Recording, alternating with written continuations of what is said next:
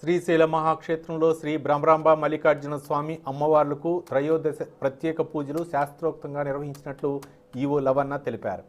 లోక కళ్యాణాన్ని కాంక్షిస్తూ ప్రదోషకాల సమయంలో నంది మండపంలోని శనగల బసవన్నకు పంచామృతాభిషేకాలు జరిపించి నానబెట్టిన శనగలు నైవేద్యంగా సమర్పించారు. ఈ నెల 19వ తేదీ నుండి 23వ తేదీ వరకు శ్రీశైలం మహాక్షేత్రంలో ఉగాది మహోత్సవాలు 5 రోజుల పాటు జరుగుతాయి.